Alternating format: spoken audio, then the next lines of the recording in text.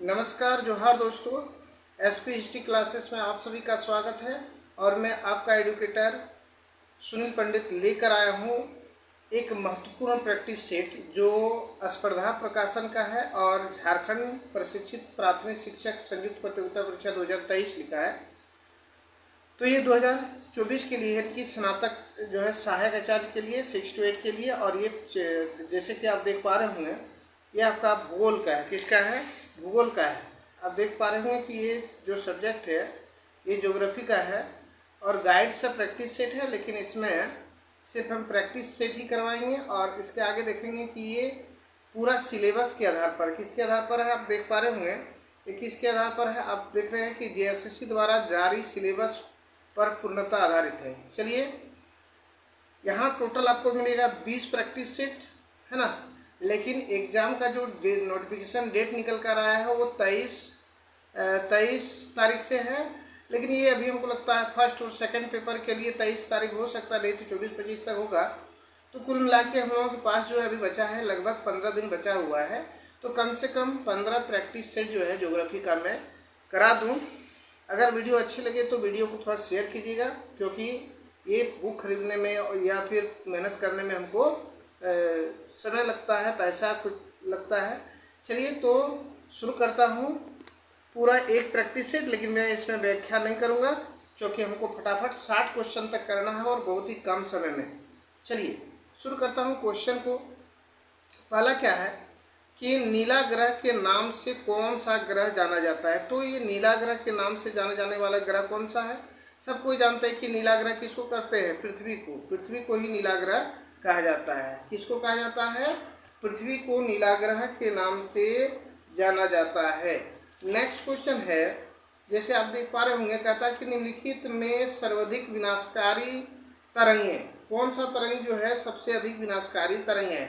वहाँ 4 ऑप्शन आपको दिया हुआ है। ए में है पी, बी में है एस, सी में है एल और डी में है पी एंड एस बोथ। उनकी दोनों आपका सही है कि गलत है? तो इसका सही जवाब आप जैसे कि आप देख पा रहे हैं, इसका सही जवाब हो जाएगा option number C, the correct answer. चलिए नेक्स्ट क्वेश्चन की बात करें।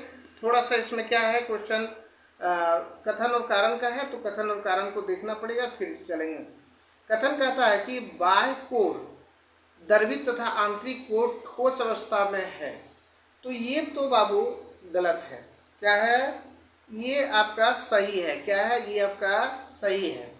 मतलब बाह्य कोर जो होता है वह द्रवित अवस्था में होता है और आंतरिक कोर जो होता है वह आपका ठोस अवस्था में होता है। चलिए आगे देखते हैं। आर में तरंगें बाह्य कोर में विलुप्त हो जाती है, जबकि एस तरंगें आंतरिक कोर तक प्रवेश करती है। ये आपका गलत है, यानी कि सही है, ये नंबर है। तो देखते हैं, ये सही, यहाँ दोनों सही है, ये तथा आर दोनों सही है, परंतु व्याख्या गलत है। ये सही है, आर गलत है ना। देखिए यहीं ये सही हो और आर गलत है, कि आंसर जो है सी का करेक्ट हो रहा है। चलिए नेक्स्ट क्वेश्चन की बात करें। क्वेश्चन अगला क्या है? अगला क्वेश्चन जैसे आप देख पा रहे होंगे, यहाँ देखिए क्वेश्चन नंबर 4। क्वेश्चन नंबर 4 में क्या कहता है? कहता है कि सही कथन का चयन कीजिए। ग्रेनाइट पर तपांतरण का अधिक प्रभाव होता है। ये तो सही है, ग्रेनाइट पर तपांतरण का प्रभाव अधिक होता है। उसके बाद क्या है? कहता है कि बलुआहा पत्थर पर तपांतरण का नग्न प्रभाव पड़ता है। ये भी सही है, बलुआहा पत्थर जो है उसके ऊपर तपांतरण का नग्न प्रभाव पड़ता है, कि दोनों सही है, ए और बी दोनों सही है। इसका मतलब क्या हो गया? इसका सही जवाब सी हो गया। चलिए नेक्स्ट क्वेश्चन की बात करें। क्वेश्चन नंबर आप जैसे देख पा रहे होंगे ये रहा, इसमें आपका 4 क्वेश्चन है। तो इसके लिए आप थोड़ा सा जूम करके छोटा करना पड़ेगा, नहीं तो दिखेगा नहीं, थोड़ा बड़ा बड़ा क्वेश्चन आ जाता है कथन और कारण का। तो ये रहा आपका क्वेश्चन, जैसे कि आप देख पा रहे होंगे।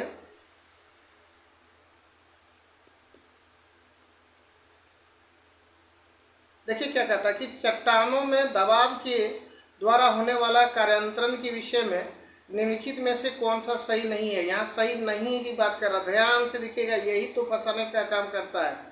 तो देख पा रहे होंगे जैसे कि हम कहता कि चट्टानों पर पड़ने वाली हाइड्रोस्टैटिक्स दबाव के फलस्वरूप होने वाले कार्यांतरण का प्रभाव चट्टानों के आयतन में कमी के रूप में दृष्टिगत करते हैं, ये तो सही है। चट्टानों पर पड़ने वाले निर्देशक दबाव के फलस्वरूप चट्टानों या खनिजों को खिसकाव होता है, जिसमें पदार्थ का आकार बदल जाता है, ये भी सही है। निर्देशित दबाव के फलस्वरूप भी अभ्रक तथा क्लोराइड जैसे खनिजों के कणों में विशिष्ट अभिमुखता उत्पन्न हो जाती है, तो ये भी सही है। चट्टान में पाए जाने वाले फोलिएशन हाइड्रोस्टिक प्रकार के दबाव का ही परिणाम है, ये आपका गलत है। तो आंसर सही जवाब क्या हो जाएगा? Option number D is the correct answer. And next question की बात करें तो चलते हैं अगला क्वेश्चन के लिए। आप यहाँ देख पा रहे होंगे क्वेश्चन नंबर 6 में कहता है पर्वत निर्माणक भूसंहिता सिद्धांत किसका है? देखिए ये बहुत ही इंपॉर्टेंट क्वेश्चन है, VVI क्वेश्चन है, ये एग्जाम की दृष्टि से बहुत ही इंपॉर्टेंट क्वेश्चन है। कहता है इसमें ऑप्शन क्या है कि नंबर ए में है डेली का है, बी में है कोबर का है, सी में जेफ्रीज का है और डी में हेग का है। तो यहाँ इसका सही जवाब हो जाएगा ऑप्शन नंबर बी, कोबर का है, यानी कि इसका सही जवाब हो जाएगा बी। नेक्स्ट क्वेश्चन है उत्प्लन संतुलन की स्थिति कहलाती है, क्या कहलाती है? नंबर ए अस्थायित्व, समअस्तित्व, अस्थायी या सुअस्थायित्व या उपरोक्त में सभी। तो इसका सही जवाब हो जाएगा समस्थितिक यानी कि बी नंबर इसका करेक्ट हो जाएगा। चलिए फटाफट करते हैं, ताकि ये सेट जो देख पा रहे हैं आप पहले भी दिखा चुका है, ये भी दिखा रहे हैं कि स्पर्धा का मॉडल प्रैक्टिस सेट फर्स्ट का है। चलिए आगे बात करते हैं क्वेश्चन नंबर 7 से। तो ये रहा आपका क्वेश्चन नंबर 7 तक हो गया, यहाँ 8 है। इधर ले आते हैं। अब देखिए जैसे कि आप देख पा रहे होंगे, कहता है कि निम्नलिखित में से कौन रासायनिक अपक्षय में भाग नहीं लेता है।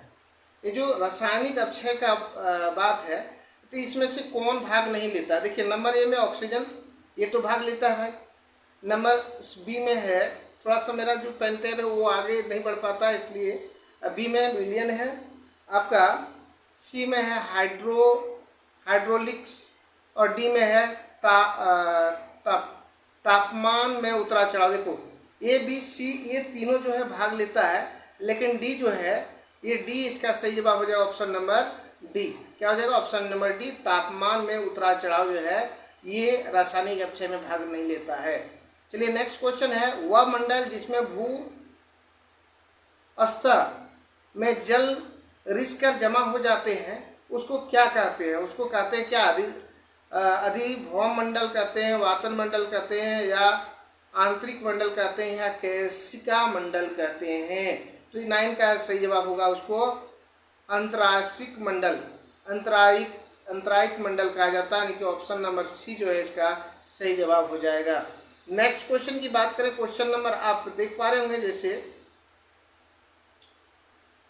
नेक्स्ट क्वेश्चन में है संतृप्त मंडल को कहा जाता है, क्या कहा जाता है? अधिभौम मंडल कहा जाता है, या अधोभौम जल मंडल कहा जाता है, या वातर मंडल कहा जाता है, या दाब मंडल कहा जाता है।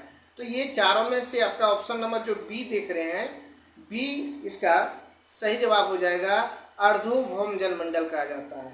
11 का है कि वायुमंडलीय कण जो वायुमंडल की आर्द्रता अवशोषित कर लेते हैं उसे क्या कहते हैं? कि वायुमंडल की जो कण है वो वायुमंडल की आर्द्रता अवशोषित कर लेते हैं, उसे क्या कहते हैं? उसको क्या कहते हैं? तो यहाँ डायरेक्ट आंसर बता रहे हैं, क्योंकि 60 क्वेश्चन करना है, लंबा चल जाएगा। ऑप्शन नंबर इसका बी जो है करेक्ट हो जाएगा, यानी कि आर्द्रता ग्राही कण कहते हैं। चलिए नेक्स्ट क्वेश्चन की बात करें, नेक्स्ट क्वेश्चन की बात करें तो यहाँ आप 12 में देख पा रहे होंगे कि उस वायुमंडलीय परत को क्या कहते हैं जो रेडियो तरंगें परावर्तित करती है? क्या कहता है? रेडियो तरंगें। तो रेडियो तरंगें के बारे में हम लोग पढ़ चुके हैं कि कौन सा इसमें क्या हो जाएगा? तो ये आपका रेडियो तरंग में मतलब डी नंबर आयन मंडल में आपका परावर्तित करती है। देखिए यह क्या करती है? परावर्तित कर, योजन परत जो होता है ना उसके द्वारा, तो ये आयन मंडल में परावर्तित करते हैं। 13 नंबर क्वेश्चन देखते हैं, निम्नलिखित में से किस स्टील संयंत्र का निर्माण द्वितीय पंचवर्षीय योजना के दौरान प्रारंभ नहीं किया गया था? देखिए द्वितीय पंचवर्षीय योजना के दौरान जो है कौन सा पंचवर्षीय स्टील कंपनी प्रारंभ नहीं किया? देखिए बोकारो किया गया था, दुर्गापुर किया गया था और राउरकेला किया गया था, लेकिन बी जो है भिलय, भिलाई भिलाई जो है ये नहीं किया गया था। इसका सही जवाब हो जाएगा option number B. Next question की बात करें तो ये आपका रहा अगला क्वेश्चन, क्वेश्चन नंबर 14। देखिए ये है, कहता कि भारतीय हिमालय में किस ऊंचाई तक हिमालयी नाम शीतोष्ण वन दिखाई पड़ती है, मतलब कौन सा ऊंचाई तक। तो यहाँ ऊंचाई की बात करें तो ऊंचाई आपका ऑप्शन नंबर सी जो है 1500 से लेकर 3300 मीटर तक का जो है उसी का नाम हिमालयी नम शीतोष्ण वन दिखाई पड़ता है। मतलब इसका सही जवाब क्या हो जाएगा, option number C. Next question बात करें तो क्वेश्चन आप देख पा रहे हैं यहाँ आपका 4 ऑप्शन है।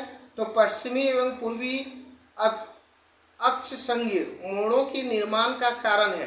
तो पश्चिमी और पूर्वी जो अक्ष संघीय जो होता है उसके मोड़ के निर्माण का क्या कारण है, तो इसका कारण आप देखेंगे ऑप्शन नंबर बी, यानी कि दिल्ली अरावली के कटक तथा मेघालय कौरवी अंगलोक पठार द्वारा पूरब की ओर अधिकतर दबाव, ये आपका सही जवाब हो जाएगा। चलिए नेक्स्ट क्वेश्चन की बात करें। नेक्स्ट क्वेश्चन है आपका क्वेश्चन नंबर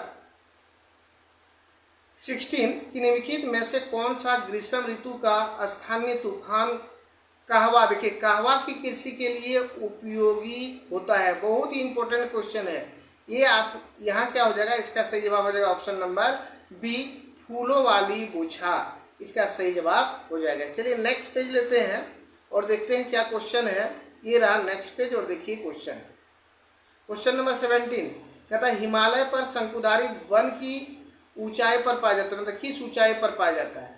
तो इसका सही जवाब हो जाएगा option number C, 1535 metre 100 metre की ऊंचाई तक पाया जाता है। नेक्स्ट क्वेश्चन है, आप जैसे देख पा रहे होंगे कि पंपा एवं कक्की नामक जलकुंड किस जल परियोजना से संबंधित है। तो इसका सही जवाब हो जाएगा ऑप्शन नंबर सी, गलत ये नहीं होगा, ऑप्शन नंबर सी हो जाएगा, 18 का सी, यानी कि ये जो है 18 का सी नंबर सही होगा। सबरीगिरी जो है ये आपका सही जवाब हो जाएगा।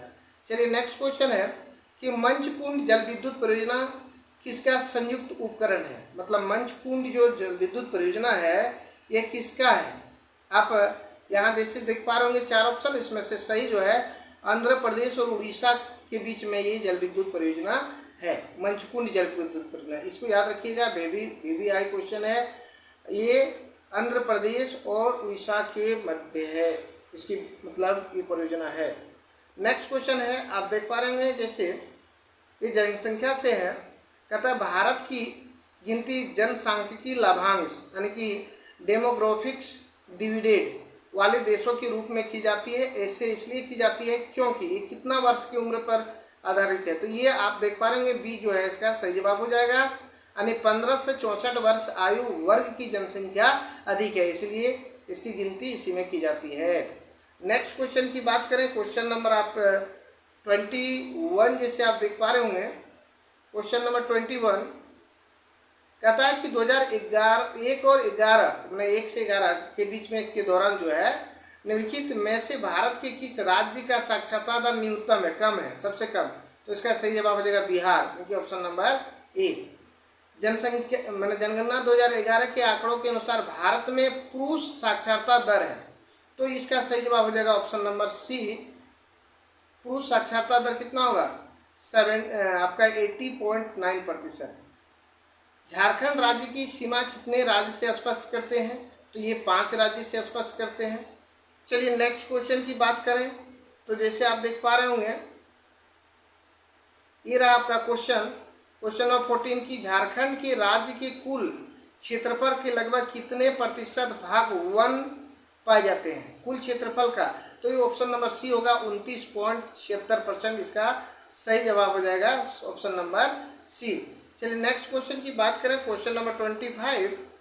तो ये रहा आपका, यहाँ थोड़ा सा छोटा करना पड़ेगा एक साथ दिखने के लिए, क्योंकि ये क्वेश्चन बहुत बड़ा क्वेश्चन है। कहता है जापान मछली उत्पादक देश में एक महत्वपूर्ण स्थान रखता है, मतलब विश्व में सबसे अधिक मछली का उत्पादन अगर होता है तो जापान में होता है। इसके उत्पादन की अधिकताओं में निम्नलिखित कारणों में कौन सा असत्य, यहाँ देखिए क्या पूछ रहा है, असत्य पूछ रहा है। तो देखिए संघननीय जनसंख्या के कारण खाद्य पदार्थ की मांग अधिक है, तो यहाँ क्या हो जाएगा, कि ये तो बाबू सही है, जनसंख्या संघन है जिसके कारण से खाद्य पदार्थ की मांग अधिक है। उसके बाद आप देख पा रहे हैं कि खदानों का उत्पादन काफ़ी कम है, एकदम सही है। सागर तटीय क्षेत्र उथले हैं जो अनेक प्रकार की मछलियों की विकास के लिए अनुकूल, ये भी सही है। तो जापान के पास देखिए यहाँ क्या दिया है, आयोसीओ गर्म धारा, लेकिन नहीं, ये आयोसीओ जो है ठंडी धारा है। क्या है? ठंडी धारा है, ठंडी धारा, इसलिए ये गलत है, यही तो गलत हो गया।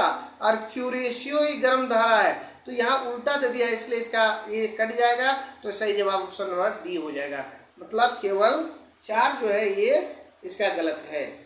चलिए नेक्स्ट क्वेश्चन बात करें, क्वेश्चन नंबर 26। क्या है क्वेश्चन नंबर 26? ये रहा क्वेश्चन नंबर 26। कहता है कि यूरोपीय देशों में जल शक्ति का सर्वाधिक उपभोग कहाँ होता है? तो जल शक्ति, कौन सा शक्ति है? जल शक्ति, तो ये नॉर्वे में होता है। अवर्गीकृत वनों का क्षेत्रफल कितना है? अवर्गीकृत वनों का क्षेत्रफल की बात कर रहा है, तो यहाँ अवर्गीकृत वन का जो क्षेत्रफल है उसका वर्ग किलोमीटर में है, तो 1696 वर्ग किलोमीटर, यानी ऑप्शन नंबर सी इसका करेक्ट हो जाएगा। नेक्स्ट क्वेश्चन की बात करें, क्वेश्चन नंबर आपका क्वेश्चन नंबर जैसे देख पा रहे होंगे 28, तो इसको थोड़ा जूम कर लेता हूँ। ये रहा क्वेश्चन नंबर 28, और थोड़ा छोटा करना पड़ेगा, ठीक है। अब देखिए, कहता कि पृथ्वी की आंतरिक संरचना के बारे में जानकारी देने वाली स्रोत में प्राकृतिक साक्ष्य कौन सी है? यहाँ देखिए, लेकिन इसमें क्या हो जाएगा, उल्कापिंड भी हो जाएगा और ज्वालामुखी भी हो जाएगा, भूकंप भी हो जाएगा, और डी उपरोक्त सभी जो है इसका सही जवाब हो जाएगा। Option number D is the correct answer. चलिए नेक्स्ट क्वेश्चन की बात करें। कहता कि पृथ्वी की आंतरिक संरचना के बारे में जानकारी के लिए पृथ्वी की उत्पत्ति के निम्न में से कौन सी सिद्धांत साक्ष्य के रूप में है? देखिए क्या कहता है, कौन सी सिद्धांत साक्ष्य के रूप में है। यहाँ जैसे आप देख पा रहे होंगे, तो ये थोड़ा सा हमको एक ऑप्शन नहीं दिख रहा है, इसके लिए इसको ऊपर कर रहा हूँ। हाँ ठीक है, देखिए तो यहाँ क्या हो जाएगा, ये चेमरलिन का भी ग्रहाणु एकीकरण है। उसके बाद जो है आपका कहता है कि इसका सही जवाब क्या जाएगा, ऑप्शन नंबर डी। क्या हो जाएगा, ऑप्शन नंबर डी, यानी कि इस सब का सब आपका पृथ्वी की आंतरिक संरचना के बारे में जानकारी प्रदान करती है। चलिए नेक्स्ट आगे क्वेश्चन की बात करें, क्वेश्चन क्या हो जाएगा, आगे क्वेश्चन देखते हैं क्या है। तो आप यहां देख पा रहे होंगे क्वेश्चन नंबर 30। कहता कि निम्नलिखित में से किस खनिज की कमी भारत में है? तो भारत में किस खनिज की कमी आपको दिखाई पड़ रहा है? तो इसका सही जवाब हो जाएगा सल्फर। क्या हो जाएगा, ऑप्शन नंबर बी, सल्फर की कमी है। सुनामी क्या है? तो भूकंप के कारण समुद्री लहर, क्या है, भूकंप के कारण जो है समुद्री लहर को क्या कहते हैं, सुनामी कहते हैं। ऑप्शन नंबर ए इसका करेक्ट आंसर है। चलिए नेक्स्ट क्वेश्चन की बात करें, क्वेश्चन नंबर 32। जैसे कि आप देख पा रहे होंगे, कहता छोटा नागपुर का पठार प्रायद्वीपीय पठार के किस भाग में स्थित है? तो ये आपका प्रायद्वीपीय भाग के उत्तर पूर्व भाग में स्थित है। छोटा नागपुर का पठार जो है प्रायद्वीपीय भाग के उत्तर पूर्व भाग में स्थित है, इसलिए इसका उत्तर क्या हो जाएगा, उत्तर पूर्व हो जाएगा। यानी उत्तर पूर्व किस में मिलता है, ऑप्शन नंबर डी में मिलता है, इसलिए सही जवाब हो जाएगा डी। कहता है निहारिका परिकल्पना किस प्रकार की संकल्पना है? तो ये निहारिका परिकल्पना जो है अद्वैतवाद है। किस तरह का है, अद्वैतवाद है, यानी कि ऑप्शन नंबर बी इसका सही जवाब हो जाएगा, ऑप्शन नंबर बी। चलिए नेक्स्ट क्वेश्चन की बात करें, तो क्वेश्चन नंबर 30 क्या आ जाता है, 34। क्वेश्चन नंबर क्या आता है, 34।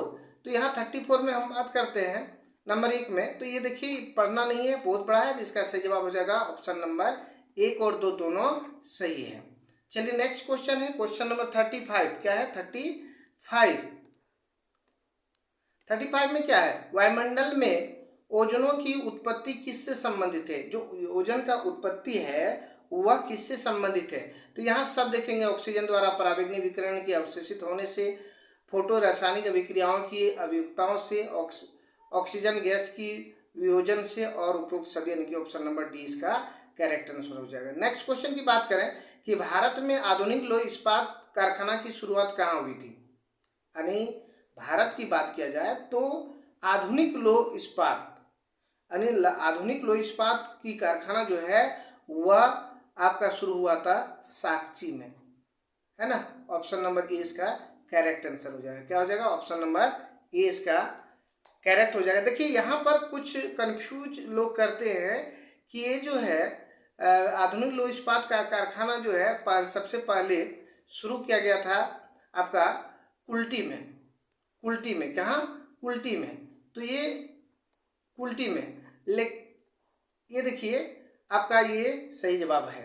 चलिए नेक्स्ट क्वेश्चन की बात करें। अकासिया, देखिए क्या है? अकासिया, खैर और यूफोरबिया जैसे वृक्ष किस वनस्पति क्षेत्र से संबंधित है? ये अकासिया, तो ये सारा जो है आपका उष्णकटिबंध कटेली क्षेत्र से है। ऑप्शन नंबर ए जो इसका करेक्ट आंसर है। नेक्स्ट क्वेश्चन है, भारत में प्रथम सूती कपड़े की कारखाना कब और कहाँ स्थापित किया गया था? तो सबसे पहले मुंबई में किया था 1854 में। कब? 1854 में मुंबई में किया गया था। ऑप्शन नंबर बी इसका करेक्ट है। नेक्स्ट क्वेश्चन है कि महाद्वीपों का निर्माण, महाद्वीप जो है इसका निर्माण, महाद्वीपों का जो निर्माण है तो इसका निर्माण किस प्रकार से हुआ है? तो महाद्वीपों का निर्माण जो है सियाल परत से हुआ। ऑप्शन नंबर इसका बी करेक्ट आंसर हो जाएगा। चलिए नेक्स्ट पेज लेते हैं, फटाफट करते हैं। थोड़ा सा स्पीड बोल रहे हैं क्योंकि ज़्यादा समय नहीं लेना है हमको, सिर्फ प्रैक्टिस कराना है। देखिए नंबर 40 है कि वायुमंडल की संरचना, वायुमंडल की जो संरचना है ये कैसे है? तो यहाँ आप देखेंगे कि इसकी संरचना में आप किस तरह पाएंगे कि मौसम के साथ बदलती है, स्थान स्थान से भिन्न होती है। तो इसका सही जवाब आप पाएंगे कि स्थान स्थान पर जो होता है वह भिन्न हो जाता है। ऑप्शन नंबर बी इसका करेक्ट आंसर है। ओजोन परत मुख्यतः जिस मंडल में अवस्थित है उसको स्ट्रोफियर्स कहते हैं। ऑप्शन नंबर बी है। 41 का ऑप्शन नंबर बी हो जाएगा। अब चलिए 42 क्या है? क्वेश्चन नंबर 42, जैसे कांगड़ा, लाहौल तथा स्पीति घाटी किस हिमालय में स्थित है? तो ये सारा का सारा आपका पंजाब हिमालय इसमें स्थित है। ऑप्शन नंबर ए इसका करेक्ट है। छोटा नागपुर पठार की सबसे ऊंची पर्वत चोटी कौन है? सबसे ऊंची पर्वत चोटी छोटा नागपुर का ही पारसनाथ है, 1365 किलोमीटर और 4100 कितना फीट है? 60 या 68 फीट, इस तरह से फीट में। चलिए नेक्स्ट क्वेश्चन की बात करें तो यहाँ देखेंगे कि घोल रंध्रों की अत्यधिक विस्तृत स्वरूप को किस नाम से जाना जाता है? घोल रंध्रों की अत्यधिक जो विस्तृत स्वरूप है उसको किस नाम से जाना जाता है? तो इसको कहते हैं ऑप्शन नंबर ए डोलाइन कहते हैं। नेक्स्ट है स्थानिक नियोजन के लिए कृषि जलवायु क्षेत्रों की प्रस्तावना किसने की थी? तो ये इसका सही उत्तर हो जाएगा भारतीय योजना आयोग के द्वारा। Option number C is the correct answer. And next question की बात करें तो यहाँ देख पा रहे होंगे कि भूकंप को मापने वाला, तीव्रता नहीं, भूकंप मापी यंत्र का क्या होता है? Seismograph. Option number C. Himalaya की उत्पत्ति निम्नलिखित में से किस पर्वत निर्माणकारी हलचल से हुई है? आप यहाँ देख पा रहे होंगे, इसका क्या आंसर हो जाएगा?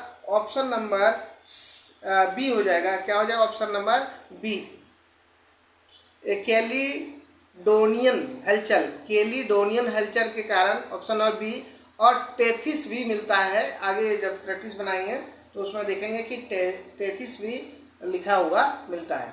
चलिए नेक्स्ट क्वेश्चन की बात करें, क्वेश्चन नंबर 48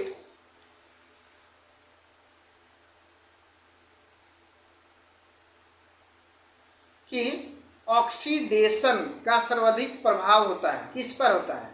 ऑक्सीडेशन मतलब जो खनिज है उसमें से ऑक्सीडेशन करने, जो लोहे में जंग लगता है तो इसको क्या कहते हैं, ऑक्सीडेशन, यानी कि लोह खनिज पर अधिक प्रभाव पड़ता है। इसका सही जवाब हो जाएगा ऑप्शन नंबर सी। बहिर्जातीय शक्ति द्वारा जल के ऊंचे भाग को काटकर समतल करने की प्रक्रिया को क्या कहते हैं? यानी कि बहिर्जातीय शक्तियों के द्वारा, बाह्य शक्तियों के द्वारा जो जल की शक्ति काटकर ऊंचे किया जाता है उसको क्या कहा जाता है? तो उसको कहते हैं ऑप्शन अनाच्छादन, यानी कि ऑप्शन नंबर डी इसका सही जवाब हो जाएगा। पेट्रोशास्त्र क्या है? तो पेट्रोशास्त्र जो होता है ना, वो होता है सेलों का विज्ञान होता है। क्या होता है? सेलों का विज्ञान होता है पेट्रोशास्त्र, यानी कि ऑप्शन नंबर ए इसका करेक्ट हो जाएगा। पेट्रोशास्त्र मतलब सेलों का विज्ञान, सेलों का अध्ययन जो करते हैं उसको सेलों का विज्ञान है। अब देखिए यहाँ और एक क्वेश्चन है, कहता है कि पेट्रोशास्त्री सेलों का किन किन स्वरूपों का अध्ययन करता है? मतलब उसका जो स्वरूप क्या है, किसका अध्ययन करता है पेट्रोशास्त्र? तो खनिज की संरचना, खनिज की बनावट एवं संगठन, खनिज की परिवर्तन तथा दूसरे सेलों के साथ संबंध उपयुक्त। इसका सही जवाब हो जाएगा ऑप्शन नंबर डी, उपयुक्त सभी का ये करता है। चलिए नेक्स्ट आगे देखते हैं। ये रहा क्वेश्चन, कहता है जैसे कि आप देख पा रहे होंगे क्वेश्चन, कहता कि पेरोमैग्नीशियम खनिज के अंतर्गत कौन कौन से खनिज आते हैं? तो यहाँ सभी मिल जाएगा आपका, पेरोमैग्नीशियम में सभी खनिज मिल जाएगा। ऑप्शन जो भी ऑप्शन 3 दिया है, चौथा उपरोक्त सभी है, तो इसका सही जवाब हो जाएगा ऑप्शन नंबर डी। निम्नलिखित क्वेश्चन नंबर जो है 53, निम्नलिखित में से कौन भूगर्भ की जानकारी का प्रत्यक्ष साधन है? यहाँ देखिए प्रत्यक्ष साधन की बात किया गया है, तो इसका ज्वालामुखी जो है ऑप्शन नंबर बी, यानी कि ज्वालामुखी जो है, ज्वालामुखी जो है यही इसका प्रत्यक्ष साधन है, ऑप्शन नंबर बी 53 का। नेक्स्ट क्वेश्चन की बात करें, जैसे कि आप देख पा रहे होंगे, हिमालय पर्वतों के साथ भारतीय प्लेट की सीमा किस तरह की प्लेट सीमा है? तो ये क्या है कि इसका सही जवाब हो जाएगा ऑप्शन नंबर ए, महासागरीय महाद्वीपीय अभिसरण है, यानी ऑप्शन नंबर ए इसका करेक्ट आंसर हो जाएगा। नेक्स्ट बोले तो क्या है कि निम्नलिखित में से कौन सा खनिज सबसे कठोर होता है? तो इसका ऑप्शन नंबर डी जो है हीरा सबसे कठोर खनिज है। नेक्स्ट क्वेश्चन की बात करें तो यहाँ आप देख पा रहे होंगे क्वेश्चन नंबर 56, तो क्या होता है 56 में, कहता है भिन्न भिन्न कालों में निर्मित पर्वत श्रृंखलाओं की समांतर उपस्थिति से निर्मित स्वरूप किस नाम से जाना जाता है? तो इसको हम लोग पर्वत श्रृंखला के नाम से जानते हैं, ऑप्शन नंबर बी इसका सही जवाब हो जाएगा पर्वत श्रृंखला। सर्वोत्तम वायु परिवहन दशाएं कहाँ उपलब्ध रहती है? सबसे अच्छा वायु परिवहन दशा कहाँ उपलब्ध रहती है? तो इसका भी ऑप्शन नंबर बी जो है इसका सही हो जाएगा, समताप मंडल में। नेक्स्ट है कि पर्वत निर्माणकारी हलचलों में कौन सम्मिलित नहीं है? यहाँ पर्वत निर्माण के लिए जो हलचल होते हैं उनमें से कौन सा चीज़ कौन सम्मिलित नहीं है? तो यहाँ आप थोड़ा सा इसको ऑप्शन का ऊपर करना पड़ेगा, तब दिखाई पड़ जाएगा। देखिए तो इसका सही जवाब 58 का जो है वह डी हो जाएगा, यानी कि अवकलन। मोड़ों का विकास 59 नंबर क्वेश्चन आप देख पा रहे होंगे कि मोड़ों का विकास होता है, कैसे होता है? इसका विकास के बारे में क्या है? तो इसका विकास होता है संकुचन से होता है, संकुचन से, नंबर ए आंसर सही हो जाएगा। कहता निम्नलिखित में से कौन सा एक बंदरगाह विश्व की कॉफी बंदरगाह यानी कि कॉफी पोर्ट के नाम से जाना जाता है?